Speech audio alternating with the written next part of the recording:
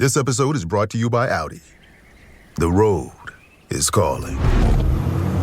Embrace the thrill of the drive with the all-new, fully electric Audi Q6 e-tron. Featuring effortless power, serious acceleration, and advanced Audi tech.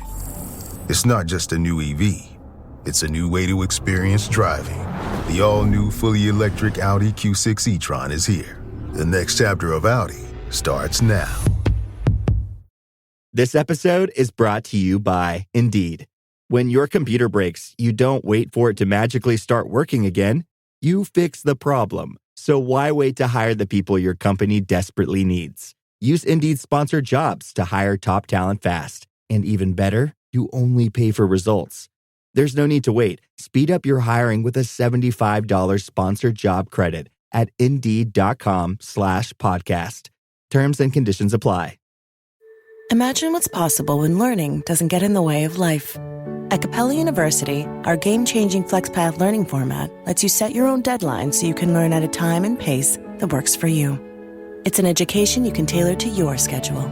That means you don't have to put your life on hold to pursue your professional goals. Instead, enjoy learning your way and earn your degree without missing a beat. A different future is closer than you think with Capella University. Learn more at capella.edu. You're listening to the Animation Addicts Podcast, episode 335. Interviews with the stars and director of The Day the Earth Blew Up, a Looney Tunes movie.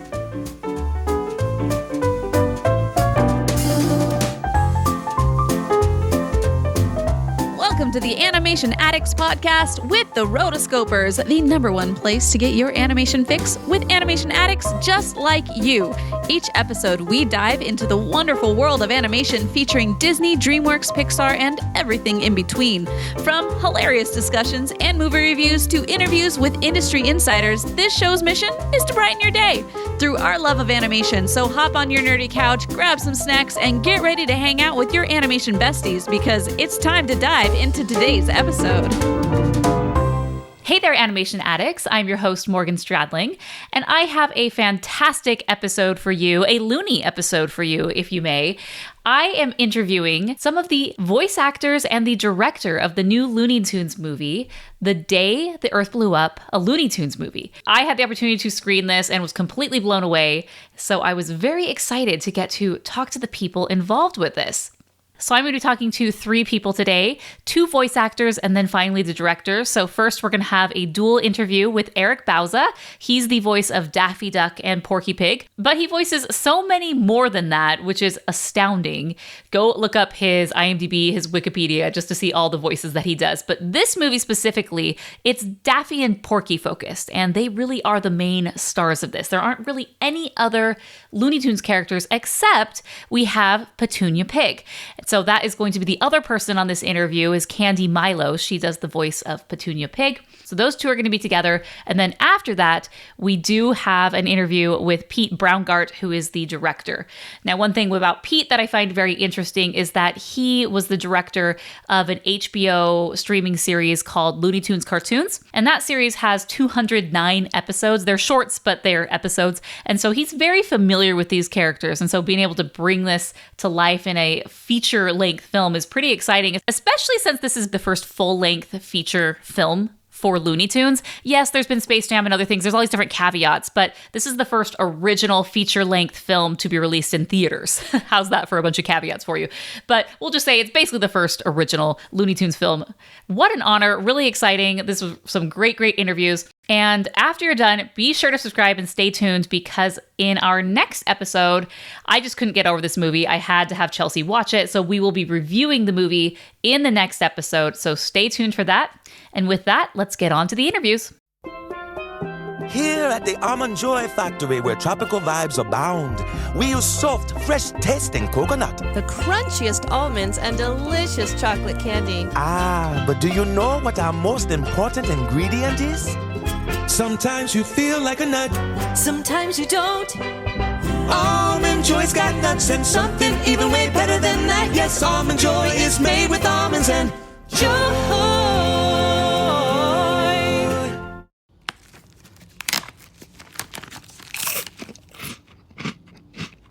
Uh-oh.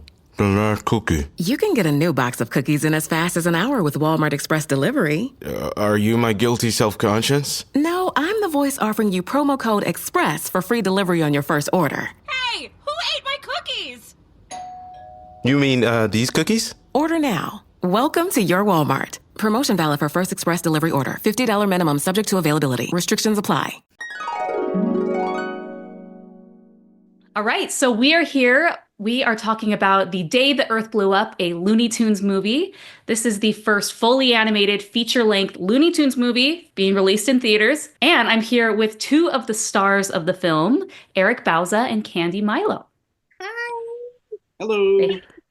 All right, so first question for you. So you're both very accomplished voice actors and have quite an array of characters for the Looney Tunes characters as well as other characters under your belt. So what's interesting about this film is that it has a very compact cast of characters, which allows you to really work off each other, and we get to explore those characters a little more. So can you go into what preparation you did for your characters, especially since if you're doing, typically the Looney Tunes are shorts, and this is more feature length, you have more time to explore the characters and their arc. So what preparation and how did you go about it for this movie? I remembered at the first recording, once the voice was set, once we figured out what the pitch, the timbre, and where we were going with it, I remember I was being directed by Pete Browngardt, who created this and wrote, produced, etc. And he said, it's a feature you can slow down, because I'm so used to 11 and 22-minute wraparounds that I don't give air, just the way that my vibe, my characters work. I'm loud, fast, and funny, but I'm operatively really fast. All my characters talk really fast. They all talk like this. And it was very different to slow down and let emotion and air take space. And I remember that was such a glorious feeling. And then after we premiered, we had a party and we watched, cast and crew, we all watched it on the lot. And an animator that I love and respect a lot, the creator of the Cuphead show, came up to me and said, it was amazing to see you. I know you're great and episodic, and it was great to see you slow it down and be in a movie. And I thought that was the difference. And to me, Morgan, it was like a luxury to not have to deliver my lines really rapidly and in this sort of a stand-up kind of a pace. And it was wonderful. That was like the biggest gift for me. Eric? My preparation starts with a bowl of oatmeal in the morning. You're talking about the movie. Sorry, I thought you meant every day of my life. I love you so much. Of course, and I love you too. For me, it's Mel Blanc all the way. He's the gentleman who created not just the sound of these characters, but who they are. Again, Looney Tunes are 90 years old, so we know them like grandma and grandpa at this point. We know what they've been through and how they got here. And again, the proof is in the pudding. It's the fact that they're 90 years old and they're still making a brand new feature. The first feature film in 2025 is amazing. And I got into it as being a cartoonist. So I was an artist first. I was understanding how animation worked and drawing these characters. I still draw these characters to this day. He just drew Bugs Bunny on the whiteboard over here and freehand, and we all just sat here watching. I used the Sharpie. I hope I don't get kicked out of the building. I thought it was dry erase. Again, I know these characters like the back of my hand, and I'm just. I always say Warner Brothers gives me the key to the Cadillac, and I promise to drive it around the block once and fill the gas back in and not scratch it when I park the car, so someone else can enjoy it. Nice, thank you. So this is for both of you, but what was your favorite scene or gag that you were able to do in this film? What I love about this film is it's longer, so you have a lot of time to get to know the characters, but then it is classic Looney Tunes, punch, slapstick, lots of gags. I feel like they did not hold back in letting you laugh in this film. So do you have any favorites that maybe got cut? Oh, I don't remember, because it took us so long to make it. Like, right. Everybody's like, why was this almost shelved? To make a feature film and this kind of animation hand-drawn takes a long time. My favorite scene is the Porky and Petunia meet cute when they share the blue mugs in the break room, in the lunchroom. And then, but I also it flashed on me that when they're out getting the bad guys with the stink and then the fire, the flamethrower. She's holding, it just reminded me of Carrie Fisher in Blues Brothers holding a flamethrower. And I just think that she's, those are my favorite. My favorite line is, "That's not shatterproof glass," which I like to say is eclipsed in getting a laugh with "Mother." Thank you. With Daffy saying "Mother." For me, it was right in the opening of the film where it kind of brings it back to like the core essence of Looney Tunes, which is like the 7-minute short, and it's just them getting fired from different jobs. It's Porky and Daffy getting fired, and it's what they are, It's like classic setup punchline, setup punchline, and hold on to the wheel. Yeah. Oh yeah. You should be fine. Yeah. They become TikTok stars and. It's pretty funny. Oh God, that's funny. Yeah, that was one of my favorite parts where they go and it's the short within the movie, and it even the aspect ratio even changes. I just thought it was great. Yeah. And yes, and then the very end. I mean, stick around if you haven't seen it, but then there's the classic sign off at the very, very end in the end credit scene. It's just like if you're a fan of Looney Tunes, there are so many Easter eggs in here that are going to appeal to longtime fans, people that are just casual fans, and then even if you're new fans, which I feel like a lot of people will. Looney Tunes is this iconic property. It kind of ebbed and flowed over the past decade. So I'm personally excited to take my family to this, to introduce them as first timers to the Looney Tunes characters. So, and we appreciate that, Morgan. We need this movie to do well. I mean, this is do well. We do animation news and reviews, and everyone is pumped for this movie. And I'll tell you why. I think we're in this era of having a lot of animation come out and it not doing well for whatever reason. And then for Catch Up Entertainment to take a chance and Warner Brothers agree to partner in distribution, and how they have taken this. We need this to do well because we are hot on the heels of AI, and we are hot on the heels of them being able to replicate our voices. And I will say that I think it's got a cold feel to it. I think it's inartistic. It is not at all what anybody should be watching. And I think that this is refreshing, so that when you see AI, you say, oh my gosh, I'd much rather hear these voices. I'd much rather this be a huge team. We need this to do well. It's not about a bottom line and collecting money for us. We need this to do well for both Warner Brothers Animation to keep it alive and afloat, and for voice actors to keep us from being replaced by AI. And I hope that it does well and brings people back in, and then we can have another Porky and Daffy adventure and keep going forward. And because what I love about this is that they didn't try to put a spin on it. They kept it true to Looney Tunes form, and they took it from like 1930s with Farmer Jim. Stop it. That whole thing that was getting huge laughs when I saw it, and all the way to the very end. And I think it is important for the industry and this niche part of it that this film do really well. And I would say to anybody that you reach, just give it a shot. Just go. If you like any animation, you will not be disappointed, truly. So for you, Eric, you have these two characters that basically probably have the majority of the screen time, especially playing off each other. So what's your trick to nailing the chemistry between Daffy and Porky? Because they in themselves are polar opposites. Do you record the lines individually, or just kind of go back and forth and riff from there?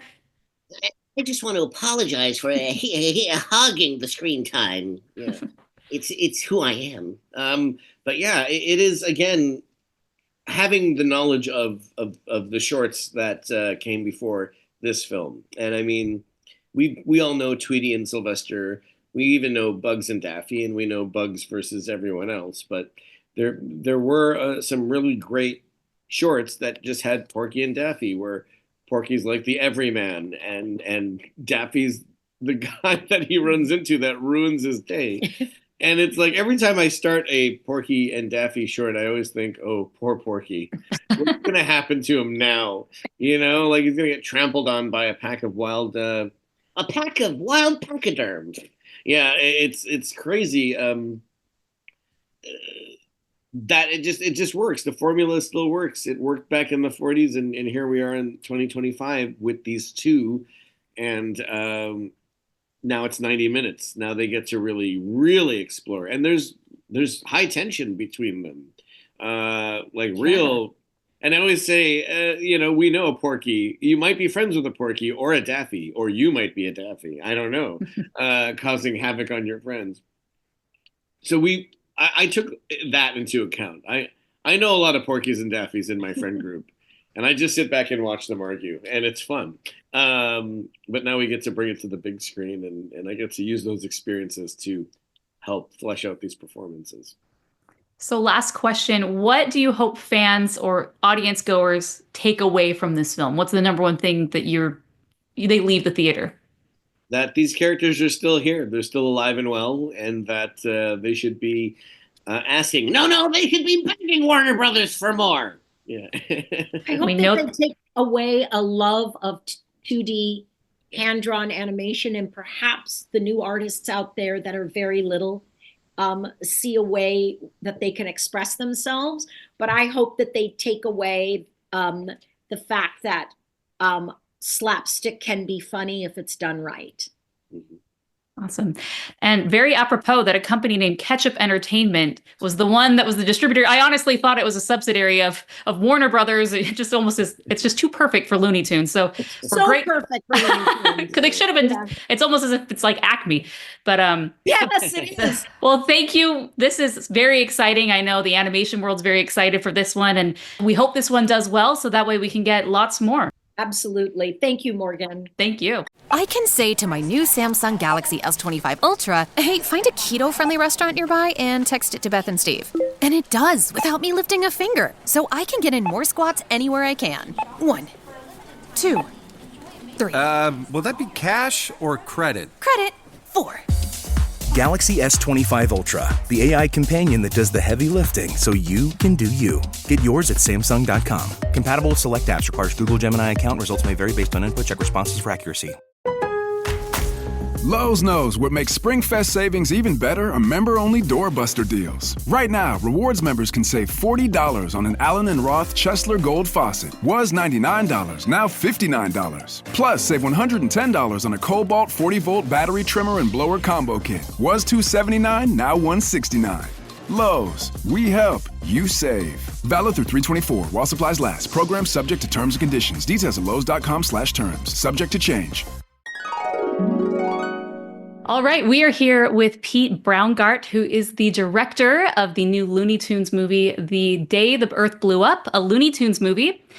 And we are excited to talk to him about this once in a lifetime. It seems it's been a long time since we've had a traditional Looney Tunes film. So hello and welcome, Pete. Hi, nice to meet you. Nice to be here. So one of the biggest takeaways with this film is how it's able to do so much with such a small cast of characters. That's one thing that I felt really stood out, is that you have so much potential with the landscape of different Looney Tunes icons, but you kept it very small. So can you talk about your process of developing this, why you chose to focus on just Porky and Daffy and keep it a small cast? Sure, yeah. That was a conscious decision early on when coming up with the film and sort of pitching the film to the studio. I feel like Looney Tunes characters work best when they're not all living together in a house and it's not an ensemble like the Muppets or something like that. I feel like they were designed specifically to work in isolated shorts and comedic archetypes that work that way with a few characters. So, and I was also inspired by some of the great buddy comedies of film, like Abbott and Costello Meets Frankenstein and Dumb and Dumber and the Richard Pryor and Gene Wilder films and stuff like that, where they were sort of smaller casts and they weren't large sort of ensemble cast stories. And I felt like it would make the film a little bit more unique in its own right too. Like it's not what you expect, I think, what we've known to in the recent sort of modern era of Looney Tunes to come to expect with Looney Tunes. And I thought it'd be cool to tell a story with a smaller Looney Tunes cast of just Porky, Daffy, and Petunia. Awesome. So with Petunia, that's kind of the one exception is you have Porky and Daffy and they're very established. They're very well known. Mm-hmm. And then you have Petunia Pig, who is kind of an unknown, kind of forgotten about character. She's had a few appearances here and there, but you really made her come to life. So can you talk about your process of bringing her to the big screen? Yeah. We knew we wanted Petunia in the film early on. And yeah, you're right. Petunia was sort of always kind of one note romance, Porky's girlfriend kind of thing. And we knew it was important to, utilize her as a character in a more robust way. And it was challenging. It was challenging because, you had these established characters and then you're like, well, I want to tweak this Looney Tunes character to make it more of a character and to help the story and the story we're telling. And how do we do that? How can her personality work with these other two personalities that we've established as the crazy Looney Duck and the sort of good average man Porky, sort of the yin and yang. And that's like, well, how can we write her in a way where it doesn't feel like the same character, just another of the same character, or how can they contrast and play off each other? And we realized early on that making her the smartest Looney in the room was important, and it really helped us progress the story. And it kind of made her a little bit of a weirdo too, which I think helped give her some dimension and texture. But so that was the approach, and I think that triangle worked well. We still sort of had the bit of romance with Porky and Petunia in there, but we didn't want it to be the sole reason she's involved in the story. So one of my favorite characters was completely unexpected, and he leaves us way too soon, is Farmer Jim. Yeah. I think Farmer Jim is one of the new breakout character for Looney Tunes. Yeah. And I want to see more of them. I want to know. I cosplay. want a prequel all about them just growing up on the farm with Farmer Right. Jim. Yeah. From his animation is absolutely hilarious. So talk about Farmer Jim and specifically why you chose to animate him the way that you did. Sometimes it's just his mouth, and then there are a few scenes where it's not just this cardboard cutout sliding across the field, but it's more complete full animation. So why did you decide? Talk about behind the scenes, how you ended up doing that. Sure. Originally, when we were writing the film, I just think I threw out.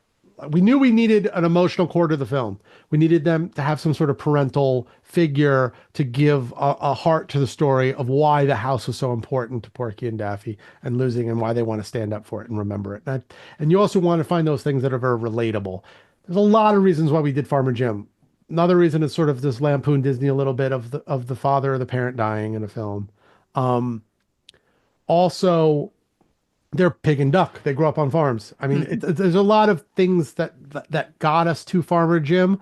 As far as the technique, one of the big sort of ideas behind that was there's an old short, classic Looney Tunes short called Old Glory, directed by Chuck Jones, and they do a technique called rotoscoping. It's an animation technique where you shoot a live action actor. They've been doing it since the beginnings of animation. Shoot a live action actor, and then frame by frame you trace over the actor's performance, and you turn it into 2D art for animation. So I wanted to do it originally like that. I wanted to cast an actor, dress him up like a farmer, and shoot the shots we want. And of course, that was way too costly for the budget we had for the film. So the next best thing was, I thought of I wanted to do sort of a Clutch Cargo, sort of moving painting style, and a sort of hybrid.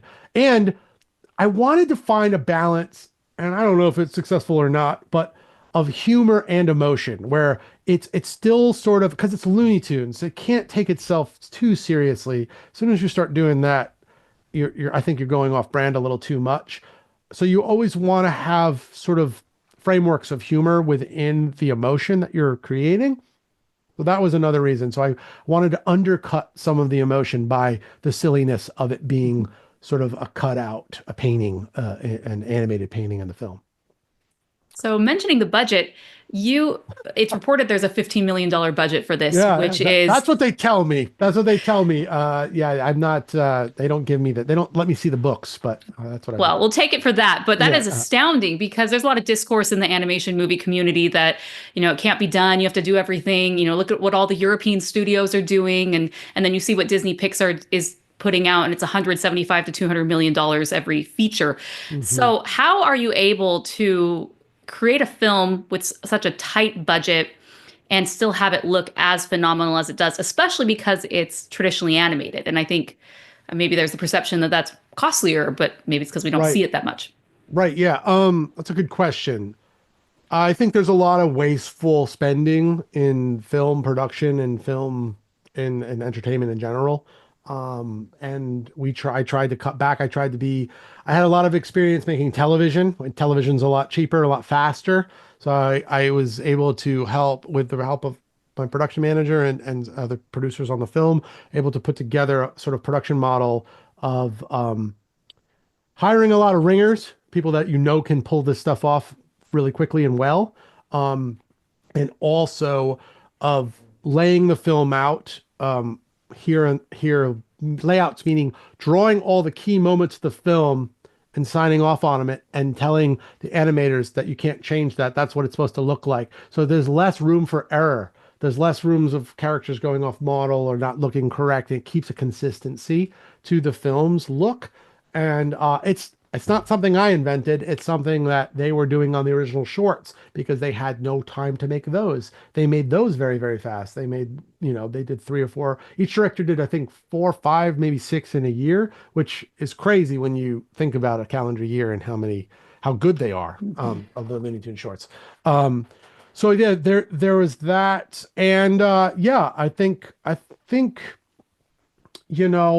it's a combination of a great team of artists that I was able to put together. And we also designed the production and the story like an indie film. Like, I'm not going to lie. Like, I thought of it as like, I knew what the budget was. And I go, well, people make horror movies for that much in live action, or genre movies. And I go, what's that version? And you sort of write the script with that in mind of how many locations, how many characters. Like you said, it's a small cast. Well, that saves money right there. So it's all strategy. And I think it saved us in the long run, right? I think it saved the movie because they weren't afraid to write it off and because it wasn't cost that much. And I think it was easier to find distribution because of that as well. Somebody to take it on and put it out. So one thing that you did is you were able to expertly blend this comedic slapstick style of film with the retro sci-fi horror film or sci-fi film in a way. Yeah. And one thing that I loved, I feel like every piece that was very purposeful in why you chose it. And so, for example, you use live theremins for the score, which really gave it this authentic retro sci-fi vibe. How do you know vibe. that? How do you know that we used I did my research, but that was something I specifically asked Joshua, our composer, to put in. Yeah, because once you hear it, you can't unhear that. Wow, this is the sound of all of these movies. That you can list them all off. But sure. So why talk about the process of working with Joshua for the score and making that really immersive? Right. Yeah. When you're doing Looney Tunes stuff, well, really all animation or all film, but the Looney Tunes especially, it's great animation quality. It's great vocal performance and performance of character and acting. And it's music. I mean, it's literally called Looney Tunes, right? And Joshua worked with us on the shorts. Finding Joshua was amazing. He's an incredibly gifted composer, so versatile in what he can do musically and work within genre and style and tone. And working with him was amazing. We would take each part of the animatics. Got to realize he never had a finished film, like a finished color film to compose to or to compose music to. It was always either an animatic or rough animation. where it's pencil test animation.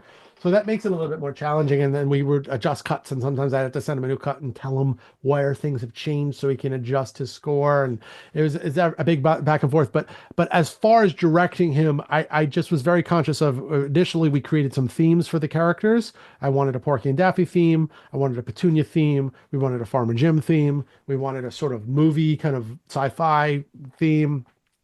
And that's where we started with. And he had this little front end time to sort of work and sort of just play around with stuff. And we talked back and forth. And he usually nailed it. He's a big animation fan and film fan, and of course music fan. But and he's this great combo of an artist that has all the elements right for making this type of movie, where we're jumping not only to classic Carl Stalling Looney Tunes music, but we're going to big orchestral sort of sci-fi Hollywood score.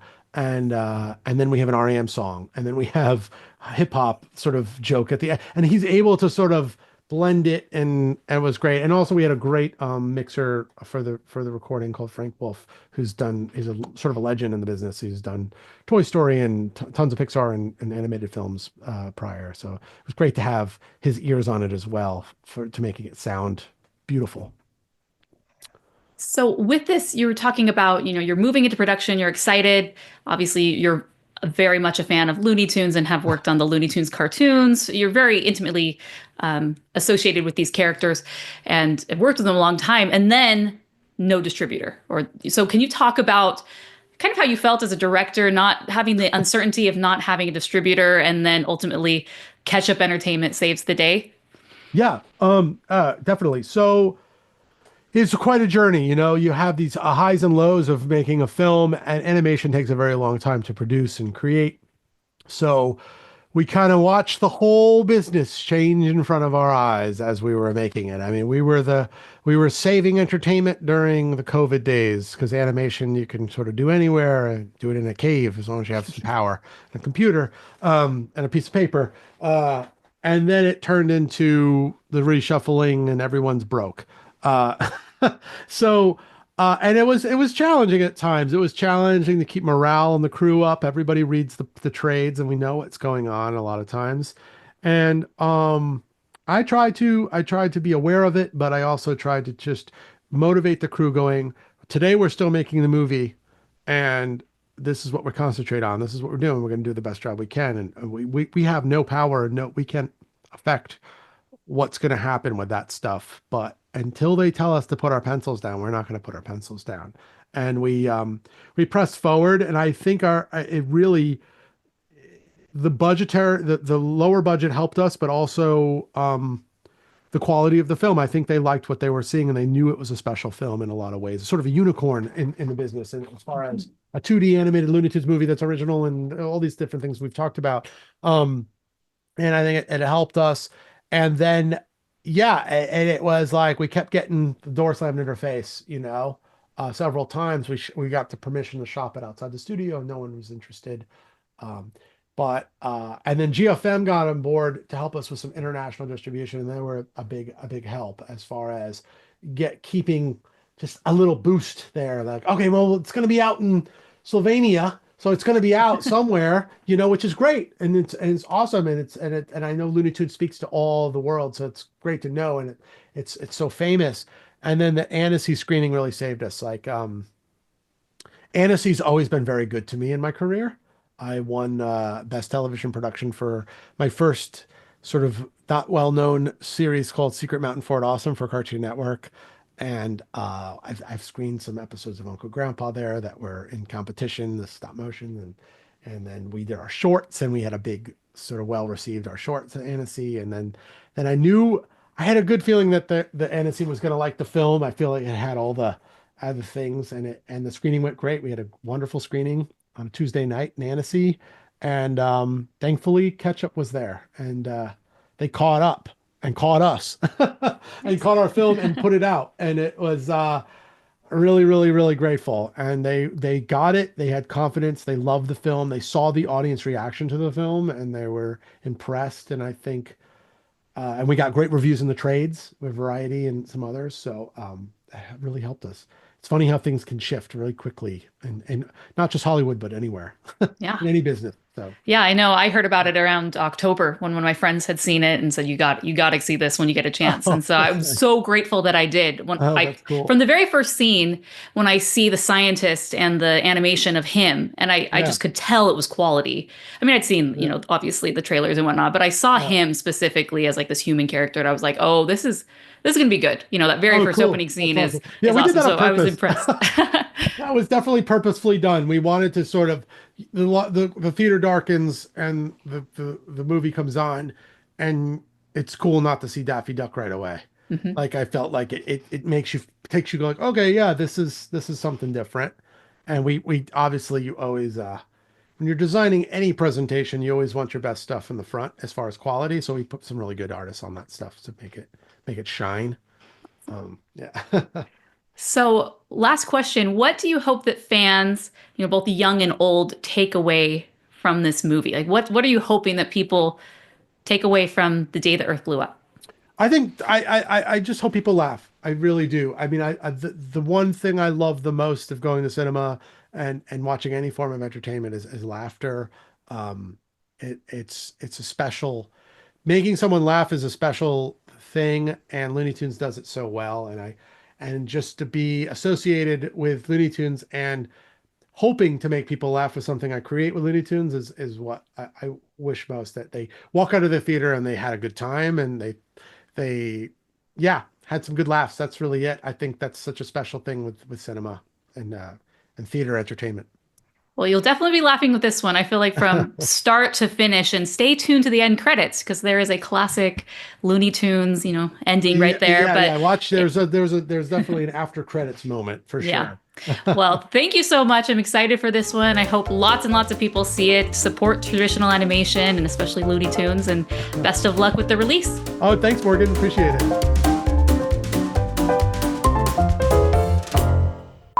You've been listening to the Animation Addicts Podcast. If you enjoyed this episode, don't forget to subscribe and be sure to leave us a 5-star review. We're available on Apple Podcasts, Spotify, and wherever you listen to podcasts. And if you want to help spread the word, be sure to share the podcast with your friends on social media. Just don't forget to tag us at Rotoscopers on Instagram and use the hashtag Animation Addicts. For all the links and full show notes for this episode, go to rotoscopers.com/podcast. Now, if you still can't get enough for your animation fix, be sure to subscribe to us on YouTube and visit rotoscopers.com for more animation news, reviews, and interviews. Thanks for listening.